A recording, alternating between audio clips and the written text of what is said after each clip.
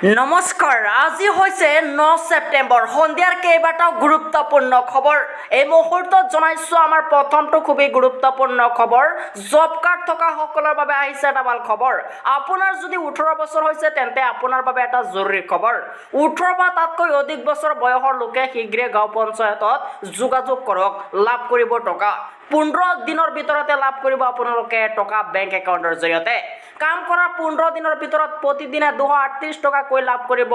মজুৰি বছৰত লাভ কৰিব 100 দিনৰ কৰ্মসংস্থাপন ইয়াৰ বাবে আপুনি ল'ব লাগিব এখন জব কাৰ্ড কেৱল আপুনিয়ে নহয় পৰিয়াল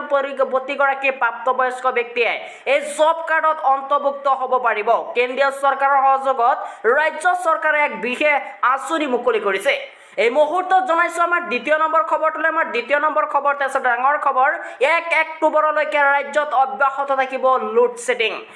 ছেডিংক লৈ মুখ্যমন্ত্ৰী হিমন্ত বিশ্ব শৰ্মাৰ এক ডাঙৰ পদক্ষেপ ভাৰত চৰকাৰৰ পৰা 300 মেগাৱাট অতিৰিক্ত বিদ্যুৎ বিচাৰিছে অসম চৰকাৰে অতিৰিক্ত বিদ্যুৎ বিচাৰি মুখ্যমন্ত্ৰী হিমন্ত বিশ্ব শৰ্মাই সাক্ষাৎ কৰিব কেন্দ্ৰীয় শক্তি মন্ত্ৰীক এই 300 মেগাৱাট লাভ কৰিলে ৰাজ্যত নাইকিয়া হ'ব লোড ছেডিং 300 মেগাৱাট অতিৰিক্ত বিদ্যুৎ লাভ নকৰিলে ৰাজ্যত কিছু পৰিমাণে লোড ছেডিং অব্যাহত থাকিব বুলি জনাইছে এফালে ঘৰুৱা ব্যৱহাৰকাৰীৰ বিদ্যুৎৰ বিল নাবাঢ়ে বুলি স্পষ্ট কৰি দিছে মুখ্যমন্ত্ৰীগৰাকীয়ে